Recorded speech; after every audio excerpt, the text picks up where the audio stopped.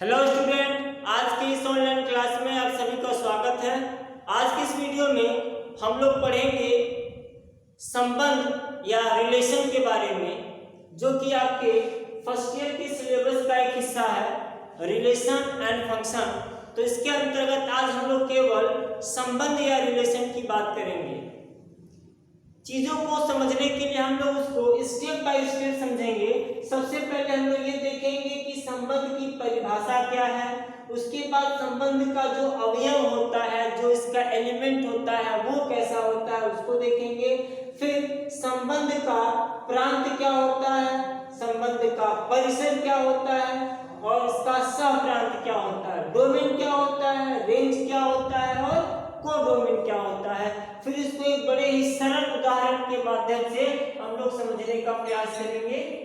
तो आइए हम लोग शुरू करते हैं संबंध को पढ़ना और समझना। इसको मैं अंग्रेजी में लिख दूं, प्रांत यानी डोमेन, परिसर यानी रेंज और सहप्रांत यानी कोडोमेन। तो आइए हम लोग शुरू करते हैं संबंध या रिलेशन। इसकी परिभाषा देखिए क्या है। किसी अरिक्त समुच्चय ए से, अरिक्त समुच्चय ए से यानी सेट ए, एक समुच्चय ए होना चाहिए जो कि एम्प्टी ना हो, जिसमें कोई ना कोई एलिमेंट होना चाहिए। तो किसी अरिक्त समुच्चय ए से किसी अरिक्त समुच्चय बी, एक दूसरा सेट हम लोग लेते हैं बी, तो सेट ए से सेट बी में पर कोई संबद्ध समुच्चय आर, यानी कि संबद्ध समुच्चय को हम लोग लेटर अंग्रेजी वर्णमाला के बड़े लेटर आर से डिनोट करते हैं या व्यक्त करते हैं। तो ए क्रॉस बी का उप समुच्चय होता है।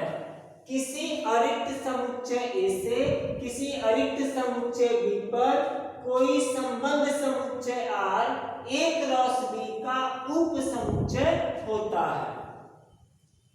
ए क्रॉस बी का मतलब क्या होता है, इसको मैंने पिछली वीडियो में आपको बता दिया कि यदि ए एक समुच्चय है, बी एक समुच्चय है, तो ए क्रॉस बी ए और बी का कार्तीय गुणन समुच्चय है। कार्तीय गुणन समुच्चय है, Cartesian product of two sets है।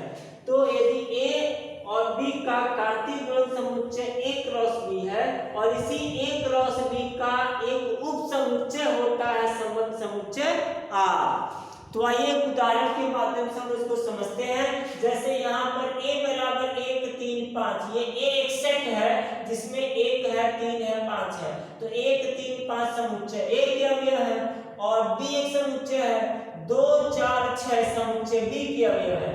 तो सबसे पहले हम लोग ये देखेंगे कि a और b का कार्तीय गुणन समुच्चय क्या होगा। तो a और b का कार्तीय गुणन समुच्चय a क्रॉस b क्या होगा कि जैसे a में 1 है तो 1 का पेयर तीनों के साथ 1, 2, 1, 4, 1, 6। देखिए 1, 2, 1, 4, 1, 6। अब 3 का पेयर सभी के साथ, तो 3, 2, 3, 4, 3, 6। फिर 5 का पेयर तीनों के साथ 5, 2, 5, 4, 5, 6।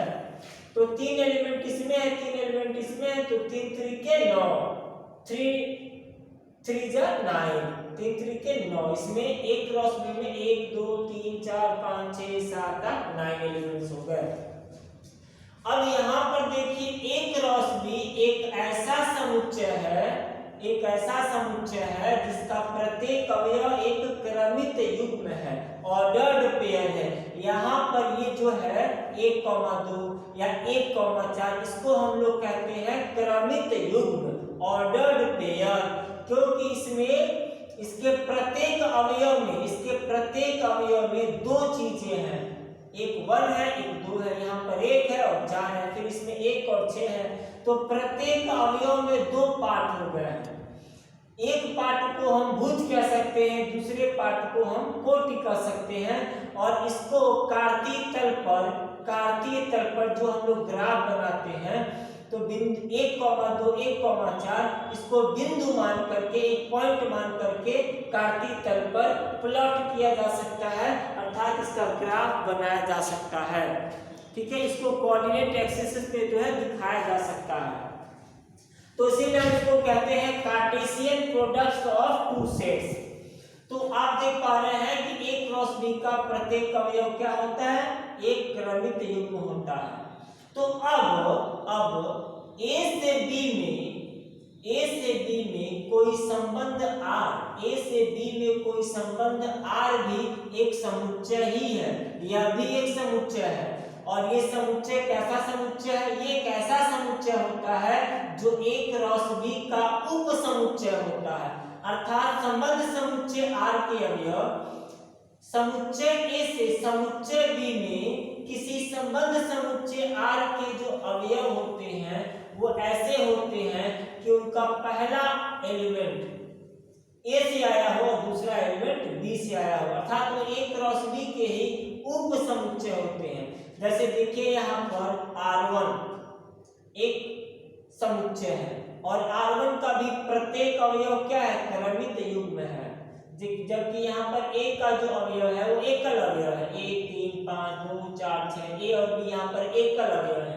लेकिन ये जो R है इसके जो अवयव है वो क्रमित युग्म है। क्यों क्रमित युग्म है, क्योंकि परिभाषा के अनुसार संबंध समुच्चय R क्या होता है, A क्रॉस B का उप समुच्चय होता है। क्योंकि A क्रॉस B का प्रत्येक अवयव क्रमित युग्म होता है, इसलिए संबंध समुच्चय R का भी प्रत्येक अवयव क्या होगा, क्रमित युग्म होगा। तो यहाँ R1 एक संबंध समुच्चय है, R1 एक संबंध समुच्चय है क्योंकि इसका प्रत्येक अवयव क्या है, एक क्रमित युग्म है। तो आपको याद रखना है, ये बहुत ही इंपॉर्टेंट लाइन है कि किसी भी संबंध समुच्चय का, किसी भी रिलेशन का मतलब क्या है, एक सेट है। रिलेशन भी एक सेट है, एक समुच्चय है, लेकिन दूसरे समुच्चय से ये अलग है। क्यों अलग है, क्योंकि इसका प्रत्येक अवयव एक क्रमित युग्म होता है, ऑर्डर्ड पेयर होता है। तो यहाँ पर देखिए R1 एक संबंध समुच्चय है क्योंकि इसका प्रत्येक अवयव क्या है, एक ऑर्डर पेयर है। अब हमें ये देखना है कि R1 A से B में एक समुच्चय है कि नहीं। ये तो निश्चित है कि यह एक संबंध समुच्चय है, यह निश्चित है कि R1 एक संबंध समुच्चय है, R2 एक संबंध समुच्चय है, क्योंकि R1 और R2 दोनों के जो एलिमेंट्स हैं, जो अवयव हैं, वे ऑर्डर्ड पेयर हैं। लेकिन अब यह देखना है कि R1 A से B में ही संबंध समुच्चय है या नहीं है। तो इसके लिए हमें ये देखना होगा कि जो अवयव R1 में है क्या वह अवयव A क्रॉस B में है, अर्थात क्या R1 A क्रॉस B का उप समुच्चय है। तो यदि R1 A क्रॉस B का उप समुच्चय है तो R1 को A से B में संबंध समुच्चय कहा जाएगा। तो 1,2 देखिए R1 में 1,2 है, A क्रॉस B में भी 1,2 है, R1 में 3,2 है, A क्रॉस B में भी 3,2 है, R1 में 5,4 है तो A क्रॉस B में भी 5,4 है, अर्थात R1 A से B में एक संबंध समुच्चय है। इसके बाद आते हैं R2 की बात पे। तो R2 भी एक संबंध समुच्चय है, लेकिन ये A से B में ही है या किसी दूसरे सेट में है, किसी दूसरे सेट C से D में है या D से E में है, ये तो हमें नहीं पता ना। अब हमें ये तो निश्चित है कि R2 एक संबंध समुच्चय है, लेकिन क्या यह संबंध समुच्चय A से B में ही बना है या किसी दूसरे सेट से बना है, उसको हम चेक कर लेते हैं।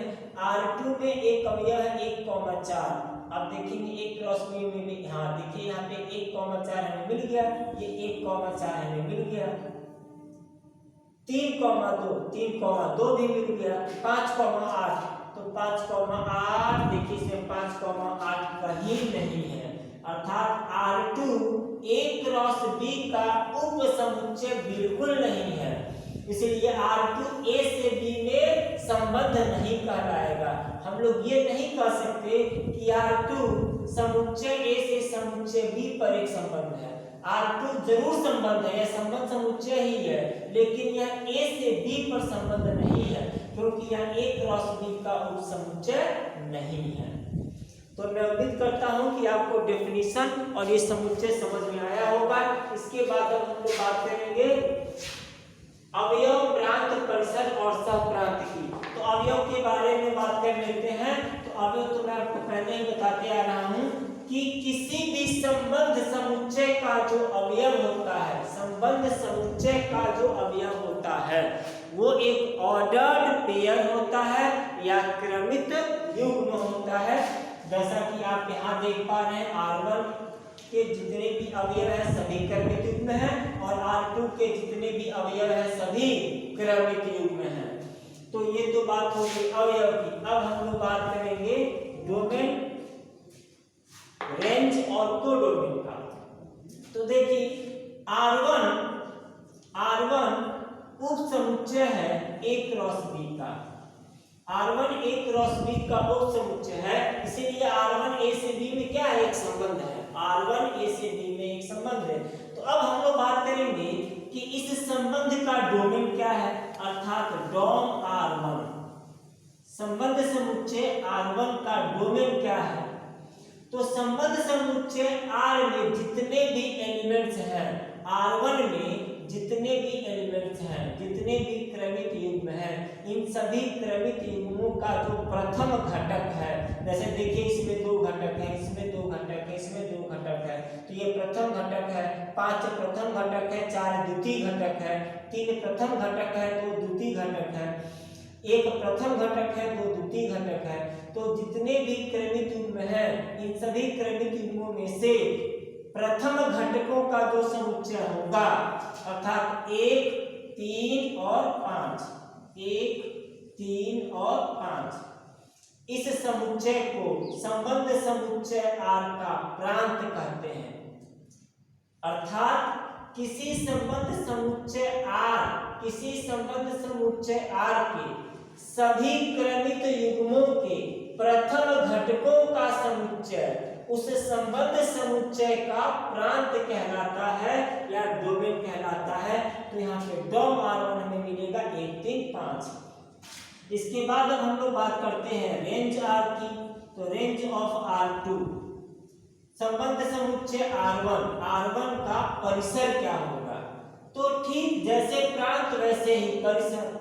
पहले घटकों के समुच्चय को R1 का प्रांत बोलेंगे और क्रमित युग्मों के दूसरे घटकों के समुच्चय को, संबंध समुच्चय R में जितने भी क्रमित युग्म हैं उसमें जो दूसरे घटक हैं, दूसरे घटकों के समुच्चय को संबंध समुच्चय का परिसर कहेंगे। तो रेंज R1 बराबर 2, 2, 4। तो 2 को 2 बार नहीं लिख सकते हम, तो लिखेंगे 2, 4।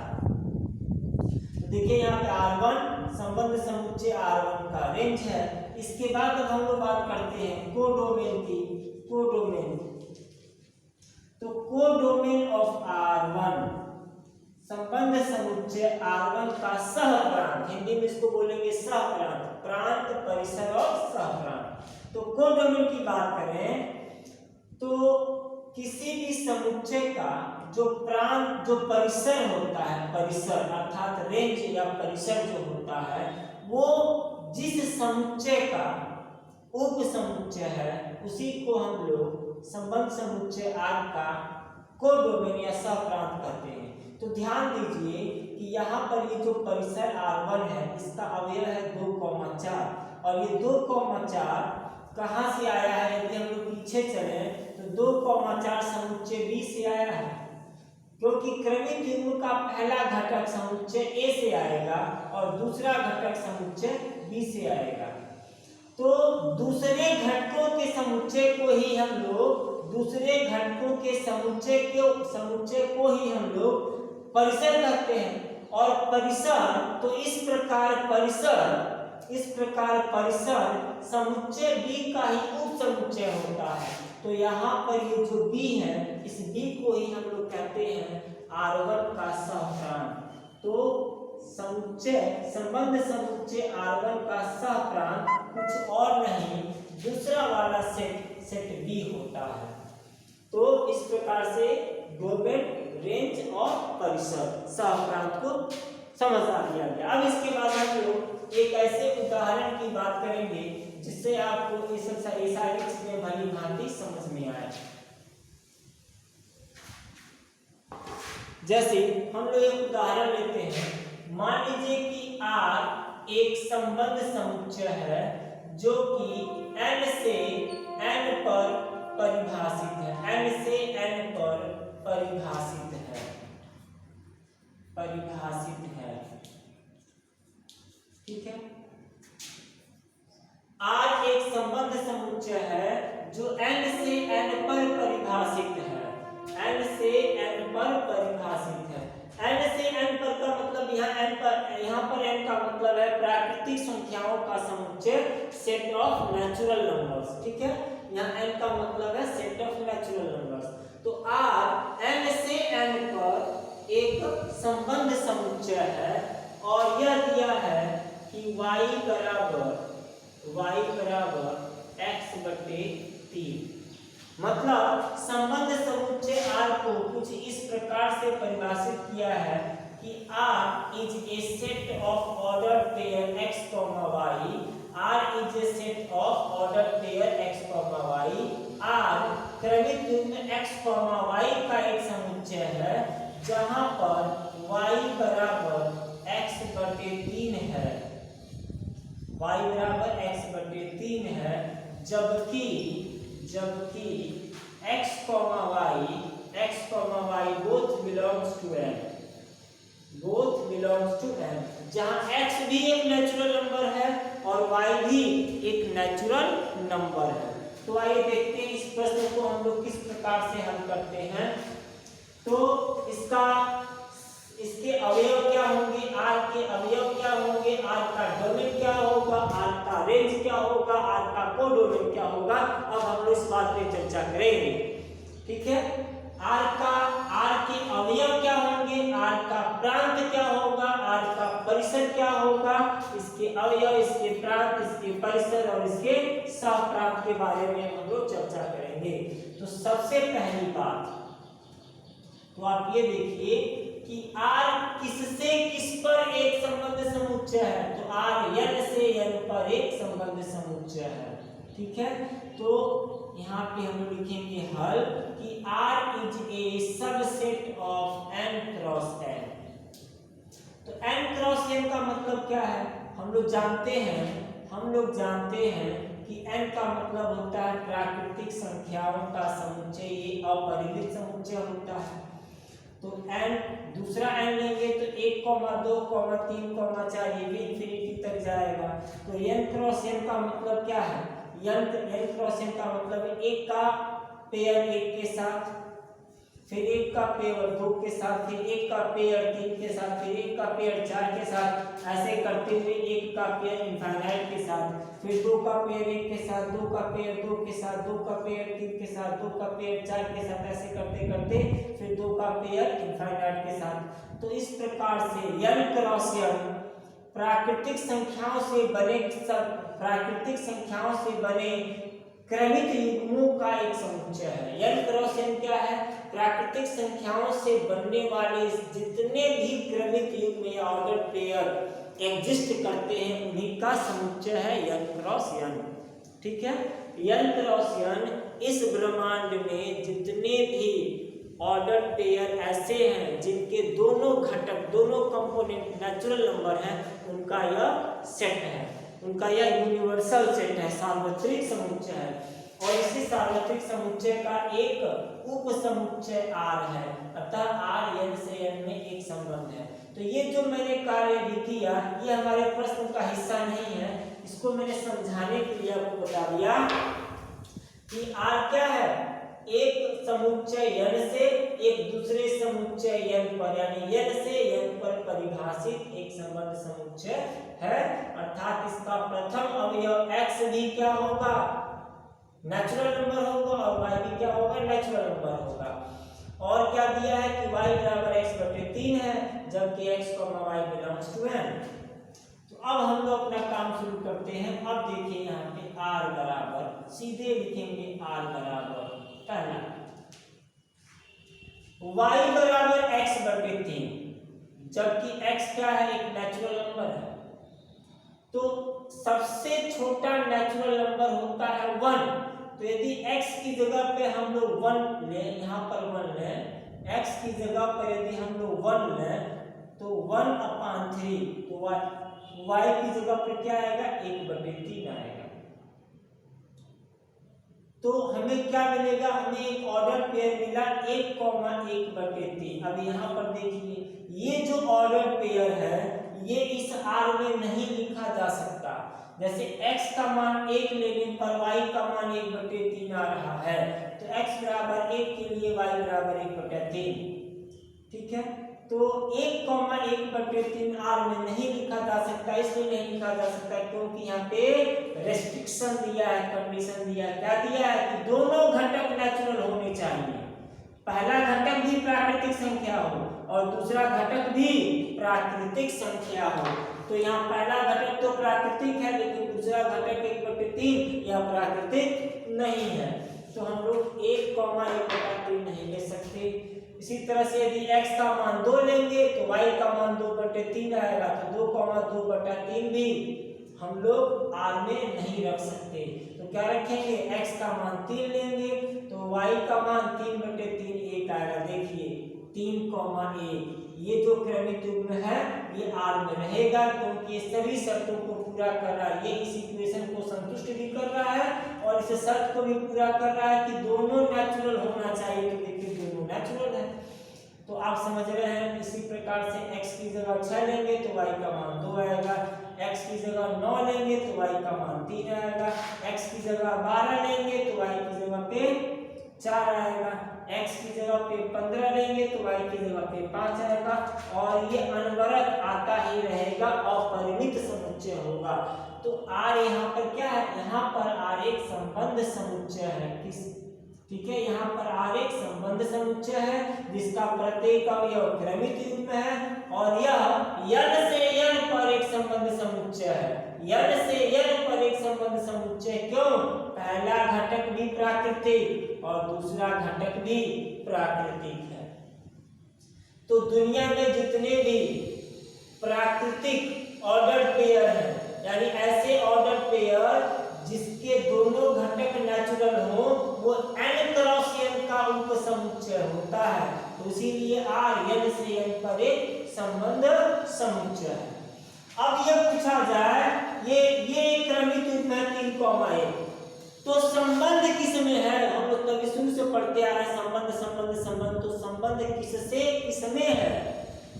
तो ये जो ऑर्डर पेयर है, ये जो क्रमिक युग्म है, या 6,2 है, 9,3 है या 12,4 है, प्रत्येक क्रमिक युग्म में 2 अवयव हैं। ये दोनों अवयव आपस में किसी न किसी प्रकार से जुड़े हुए हैं। जिस प्रकार से ये दोनों अवयव आपस में जुड़े हुए हैं, जो चीज 6 को 2 से जोड़ती है, जो चीज 6 को 2 से जोड़ती है वही तो संबंध है, वही है संबंध। तो संबंध किनके बीच है, संबंध क्रमिक युग्म के इन घटकों के बीच है, इसके बीच संबंध है। क्या संबंध है, संबंध ये कि जब भी हम x का मान 6 लेंगे y का मान 2 आएगा। चेक कर लीजिए, यहाँ x का मान जितनी बार 6 लिया जाएगा उतनी बार 3 दूनी 6 y का मान 2 आएगा। जितनी बार आप x की जगह 6 लेंगे हर बार y का मान 2 आएगा। अर्थात 6 की दोस्ती 2 के साथ है, या 6 का संबंध 2 के साथ है। लेकिन जब 3 लेंगे तो 3 की दोस्ती किसके साथ है, 1 के साथ है, तो 3 का संबंध 1 के साथ है। ऐसा नहीं है कि आपने एक बार 3 लिया तो 1 आ गया, फिर दोबारा 3 लेंगे तो 4 आएगा, ऐसा नहीं है। x का मान जब भी 3 लेंगे y का मान हमेशा 1 ही आएगा। तो संबंध क्या है, यही संबंध है, यही संबंध है। x और y के बीच में क्या संबंध है कि y का मान x के मान का 1/3 है या 1/3 है। यानी क्रमिक युग्म का दूसरा घटक पहले घटक का 1/3 होना चाहिए, दूसरा घटक पहले घटक का 1/3 होना चाहिए और दोनों ही प्राकृतिक होना चाहिए। यही है संबंध। ये जो शर्तें बताई जा रही हैं, यह शर्त ही संबंध है। और यह संबंध किनके बीच है, तो क्रमिक युग्म के ये जो दोनों कंपोनेंट हैं चाहे 3 1 है, चाहे 6 2 है या 9 3 है, इन्हीं दोनों के बीच में यह संबंध है। ठीक है, जैसे 9 का संबंध 3 के साथ है। जब x का मान हम 9 लेंगे तो y का मान हमें 3 मिलेगा। x का मान हम 12 लेंगे तो y का मान हमें 4 मिलेगा। तो जब भी x का मान 12 लेंगे तब y का मान हमें 4 मिलेगा। तो यही संबंध है। जब जब राम में आएंगे तब हनुमान आएंगे। तो राम और हनुमान में संबंध है। राम के भक्त हनुमान है और हनुमान के भगवान राम है। तो राम और हनुमान, जब भी राम आएंगे तब भी हनुमान आएंगे। तो उसी प्रकार से समझिए यहाँ पर यह है कि x का मान 9 है, y का मान 3। जब भी आप x का मान 9 लोगे y का मान 3 ही मिलेगा। क्यों? क्योंकि 9 का एक निश्चित संबंध 3 के साथ है और दूसरे के साथ नहीं है। वही संबंध 12 का 4 के साथ है। जिस प्रकार से 9 3 के साथ जुड़ा हुआ है, उसी प्रकार से 12 भी 4 के साथ जुड़ा हुआ है। कैसे? क्योंकि जो पहला घटक है वो दूसरे घटक का 3 गुना है। अब देखिए यहाँ पे क्रमिक युग्म का जो पहला घटक है वो दूसरे घटक का 3 गुना है। क्योंकि यहाँ पर इस समीकरण को यदि हम ऐसे कर दें, 3 का गुणा कर दें तो हमें मिलेगा x बराबर 3y। तो पहला घटक x पहला घटक होता है, y दूसरा घटक होता है। तो पहला घटक दूसरे घटक का 3 गुना है। तो यहाँ पर भी तो वही बात है कि पहला घटक दूसरे घटक का 3 गुना चाहते हैं 12, पहला घटक दूसरे घटक का 3 गुना है। तो जो संबंध इसमें है वही संबंध इसमें है। इन सभी क्रमिक युग्मों में एक ही प्रकार का संबंध कार्य कर रहा है और वो संबंध क्या है कि पहला घटक दूसरे घटक का 3 गुना है। तो देखिए 3 1 का 3 गुना है, 6 2 का 3 गुना है, 9 3 का 3 गुना है, 12 4 का 3 गुना है, 15 5 का 3 गुना है और इसी प्रकार से ये आगे क्रम चलता ही रहेगा। तो सभी क्रमिक युग्मों में एक ही संबंध है, लेकिन 9 का संबंध 3 के साथ है। यानी अलग अलग अवयवों के साथ संबंध बन रहा है। लेकिन कैसा संबंध? एक ही प्रकार का संबंध। जिस प्रकार का संबंध